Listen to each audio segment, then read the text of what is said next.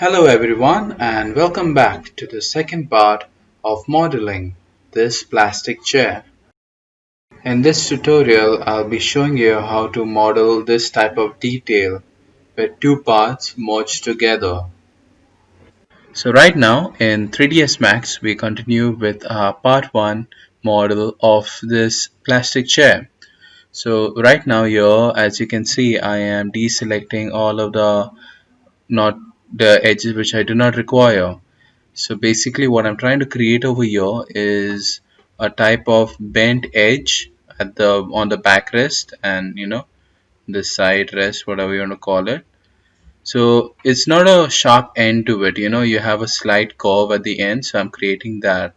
So here I edit the vertices and just make them bend, and here I do a bit of adjusting, and here I target select both of these. As you can see here, the edge of the backrest goes into the beam. So you have this type of detail. Now when I turbo smooth it, I can see there's a lot of deformation happening. So maybe some edges or some vertice is not properly welded. There's a problem. So I just weld them and there you go. So now it's much more better. It looks pretty good, and right now I will just select the vertices and move them out a bit. So basically I'm trying to prepare this part of the model for the merging that I showed previously. So I shell it. So the deal is also you need to make it a bit more thicker because you can't separate a plane from, like if you take a paper, you cannot just split it into two parts. You need a bit of thickness. Right now over here I am adjusting the edges over here of the leg part, and here I just do some extra editing like of the edge vertices, etc. So I don't have any problem. Here there is some, when you see these black spots, there's some deformation happening, there's a problem happening. So you really need to correct them, or at least try to mitigate it.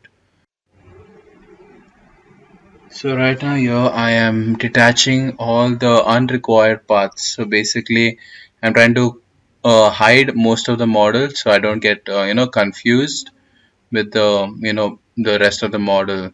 So there also I connect, and I'm just preparing the type of merging part, that uh, type of thickness that I need to split up. So here I adjust these, what I connect these segments, and I just like make this type of detail. So right now you'll see over here is that I delete these two faces. So basically why you need to delete it also, if you need to connect, you cannot have two faces inside. 3ds Max will not allow that. It will cause an error, so you need to really have no face over there. So that's why I proceed by deleting the faces where the two parts will merge. So right now I just select, I copy the height of this, so it's 107 approx. So I'll control C, control V it later on. So then it's all together, it's all in one plane.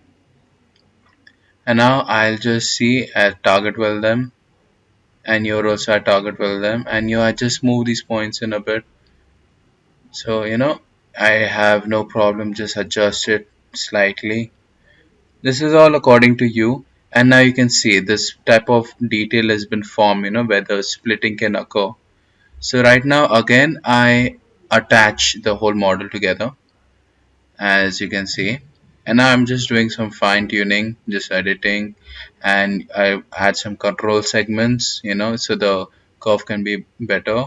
Here I added symmetry modifier because obviously the most of the model is done now, and here you will also see that there are internal faces that I need to delete because it will be here I will add a symmetry modifier and they will merge, and I will weld these vertices again. So to have no deformations, I again delete those internal faces. So now it looks pretty good, there I welded. So now all the vertices are welded together. If those faces were not deleted, those vertices would not weld together and would cause an error. So you always need to delete those faces, where you would have to merge two objects. So right now here I'm adding the beam at the back. As you can see, it's in the sides and in the front, but not at the back. So I'm just adding them as well at the back. So here I just want to make these vertices in the same plane. So I just select them and then I click it on the x-axis and then just adjust them a bit so they look good. Here I extrude them and they are deleted again because it's going to be merged, and you're to delete these others. So then again you're also I target weld them and then again I target weld these. So you're also you could add another control segment so you don't have this type of diagonal thing which I did, which is kind of not good, but it works, but it's not that recommended, I would say. So yeah, and you can just adjust. I'm just adjusting these vertices and these segments, just to get it a bit more control. Here I connect, obviously, to make it a bit more sharper once I turbo smooth it. And you're so all these diagonals you could avoid if I just added another segment in between, so I did not have to have those diagonals again. But then yeah, so it works pretty well, it's fine. And again your I add the symmetry modifier, sorry, and there you have it. Looks pretty good.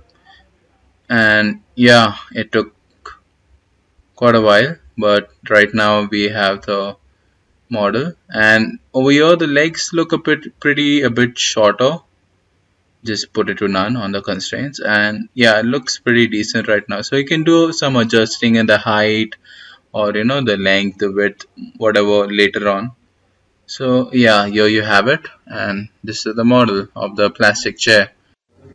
Thank you for watching and take care.